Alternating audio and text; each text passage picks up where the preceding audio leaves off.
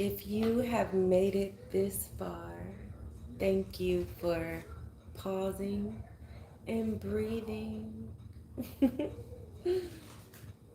Thank you so much for taking a moment with me. Okay? So, I am sitting here with my new door, voila, and I'm sitting here where the rubbish was. I'm sitting here. This is a pile. If you see my old videos, you see how beautiful it was coming along. You see how beautiful that I decorated, and it took me years of learning how to use the tools, learning how to use everything I was creating, candle making, art, therapy, everything dealing with happiness, wellness, and healing. I was in my mode, right? And so the day was July 30th. The accident happened. Someone ran in through my garage. I was doing them a favor, doing their hair, cutting their wig for them. Come here, Peter. Get back in here. And waiting for her to come, she ran through my garage. So something was destroyed that I really had real blood, sweat, tears, investments in. And that's the last bits of what's left. But at least my garage door is fixed. So I'm sitting here thinking what's next. Because we have a plan all the time, right? We have a master plan, but we don't know how we're going to get there. And so sometimes because we see the vision and it's very clear, we think we're supposed to go in a certain direction. But you won't level up because you're content. You won't level up because you're content. So my old workshop, my old studio had to be destroyed. I was devastated all month, crying all month. And I was like, I don't have anything to offer to my channel. What am I going to do now? And it's just me. That's all you need is just you. So if you've reached the plateau and your dust is cleared and is settled now, and the destruction happened and you're over it, you okay with it. Life goes on, right? Now, after the cleanup, what's gonna happen, right? You start something new because that avenue was too small. That was only one hand. It had to make room so you could carry what you asked for. You had to make room for your vision. So I hope you subscribe. I hope you was able to feel happiness, wellness, healing. I hope something sparked you mentally, you know, to just be the best you, whatever that looks like. And remember, it comes with a price. So if being the real, authentic you scares people away, makes people ghost you, that's not your village. And it's okay, because if they love you, they'll be back. They'll understand, right? Right. Now, some people are only here for a reason. Some people are here for a season, and some people are here forever. So we have to accept those different categories, right? Right. So, I did my gratitude list and I did some writings about, kind of what I want to talk about. Getting away from being dependent solely on technology if it breaks down like this thing happened. And so I'm going back to keeping it old school. And so this title today is A Twist of Fate. So turning that pile of rubbish, that's what's left in destruction, into luck, right?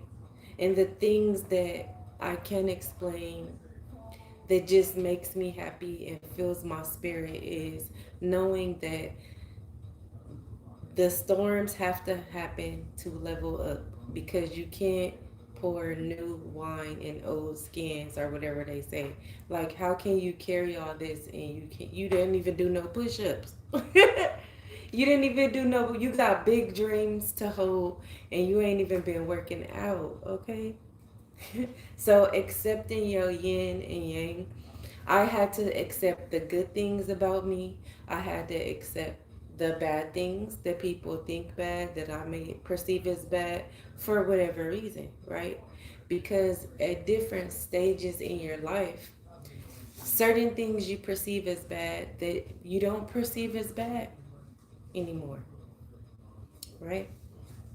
But as you grow, as you level up, you say, this what I was doing, that wasn't good. It goes over here of, I don't need to be doing that. And this, what I used to think was bad, it need to be over here, or maybe somewhere in the middle, right? It's up to you to design. I mean, it's your destination, it's your dreams. Nobody could really tell you how to get there. Even if they have a map, like, going their way might not work for you, right? So a lot of times, a lot of people invest in workshops, telling them, I'll teach you how to do this, become a that. Nobody can help you get there except for you, because it's your own personal test based on your own DNA, right? Wellness. So for your body, the must do's so you can get through. And so the must do's, you know, some of the must do's are like, yay, like some of your honeydews. Honeydews are like what you do for your significant other.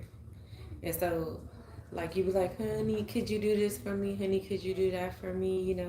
So sometimes you have the good honeydews, like, that you don't mind doing. And sometimes you have honeydews that's like, it's not your cup of tea, but you just doing it because it's a honeydew, right? You got to do it for your honey. All right. So don't allow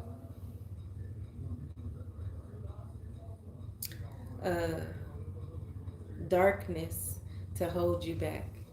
So sometimes, let's say, if I got you an Airbnb, you never been there before, and it's dark and you can't see anything, you're not gonna know how to move around, and you're probably gonna be scared. But if I put you in pure darkness at home, at your house that you're at every single day, maybe you even grew up there, right? You know that house from front to back. So if you don't let the darkness stop you when you know the way, don't let it stop you when you don't know the way. Because even though when you know the way, you going fast, right? But you still might miss something. But when you don't know the way, you can really stop and smell the roses. Okay? Remember that. The next thing for your body is identify things that make you feel joy. So I like to think of it before, during, and after. Like, how does this person make me feel before I even link with them? Like, do I feel stressed? I check my body. Is my heart rate going up? Am I sweating? Am I irritated? Am I jittery? Like, how am I feeling? How am I feeling while I'm with them? And then after I leave. Because sometimes you could be with somebody and it's all good, and then you leave and you're depleted. So you just got to check in with how you feeling. Again, nothing good, nothing bad, just is. So find people who bring you joy before you engage, while you're engaged, and after. Be around more people that bring you that balance so you can get fueled up, okay? And do other things that bring you joy. What brings you pleasure? So I think this also happened because doing hair so much, doing makeup so much, like, pressure of making people's clothes fit how they like it, how they want it, doing art, like, it just was becoming too much, too convoluted, and the message was getting lost, right? My vision was getting lost. And okay, now I'm beginning to work hard. So this situation, again, taught me that you don't want to work hard. So I will be supporting other businesses. So put comments in if you know any businesses that promote happiness services, self-care services, wellness, so like working out, keeping up with your body, and then healing. So anything uplifting you in a mental sense, right? Right. All right. And not lastly, I got two more categories and I'm done. I gotta get to work and get to dreaming and get to creating. Okay. I've been saying okay a lot. I don't know why. But anywho. Healing your mind, shadow, and feeling. So the lovers, okay? You have to reopen and connect by bringing your heart into what you do. So a lot of times I saw a post, this fits right in line. I saw a post that said, we complain about waking up early because it's people waiting on us. We complain about working out because we have a body to move.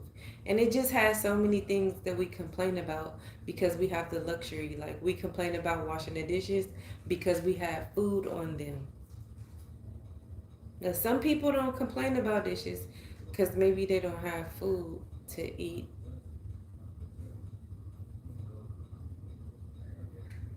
So, what would love do? When you make choices, when you have different perspectives, you have to think not what you do out of love, but what would truly love do in this situation. Considering both, considering that person and you. Because everyone is not you. My husband keep telling me everybody's not you. And it wasn't clicking in my head until I realized I'm truly expecting so much out of people again in this situation, bringing it up because you can see the turmoil that I went through, and that's just a glimpse of what I went through. It was really worse than I made it seem, but in this situation it's like I have to think, what would love do? What would I do first for myself, as far as, okay, what did I learn from this situation? What did this teach me? Not something that happened to you. Remember, um, instead of finding, you know, oh, I had the reason why I brought that up is because after this happened, I just expected her to be available more and more helpful and like try to fight for me to get my stuff back. But she didn't. She turned her back. She acted like she didn't care. And I knew this person over the years. It was somebody I thought was close to me. So I put them on a level that they wasn't at. But I had to think of myself first. Okay. And so I had to allow people to be unique. So what is unique about her? What are her characteristics? Well, I saw these red flags. I shouldn't have been doing. That's not my village. Not that she's a bad person, but she's not good for me. And people don't appreciate that. But you'll see what I'm saying.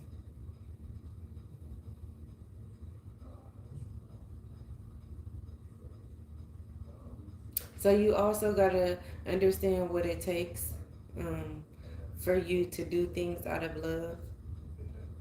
What does it take for you to love yourself? Be okay with the consequences. So, hey, I'm starting to work out again. So, what comes along with that? You're going to be a little bit sore for a few weeks, right? Or getting a new job. You might have to wake up at weird hours, your body not adjusted. But that's just temporary, okay? Remember what love takes to grow. Use the resources and trust the changes. Trust that you have courage. Trust that you have strength. Trust that you have patience. And don't do it all at once. When I was in the world, No, I'm just kidding. When I was working day and night, hey, working day and night, my signature was eat the elephant one bite at a time. And we don't appreciate it, but hey, you can't eat an elephant, but only one bite at a time, okay? Remember that. So you might have to have some days go in between where you're not eating the elephant. All right, and lastly, all this happiness, all this wellness, all this healing, all this stillness, all this movement, all that moving slowly with the flow, it starts with you, right? So I'm going to leave you with dust it off, shadow. Shadow work is your superpower. Shadow work is all the shit excuse me, all the stuff you hate about yourself. Love it. Love on it. All the stuff that's taboo that you hate about yourself. Tap into it. Not don't tap in if it's gonna hurt you or somebody else. Remember, this is for entertainment purposes only. This is for entertainment no, I'm just kidding. But for real though. Wisdom in triggers. There's wisdom in triggers. So when stuff triggers you, irritates you, make you mad, is wisdom in that, which means you need to learn something. Okay? Look at the bigger picture and love from wholeness, as whole as you can right now. Love is a spectrum, okay? Love is not one way. Some love does come with conditions, and we have it shouldn't, right? We should practice unconditional love, but some love does come with conditions, and that's just being wise, right? In some situations, you go in green, full throttle. In some situations, you go in yellow. That means slow. In some situations, it's a no. It's a red. It's a absolutely not. But I'm not gonna ramble because I'm just here to leave a positive footprint on your heart by sending love, receiving love, so we can keep that love recycling. Until next time, Tweedledee.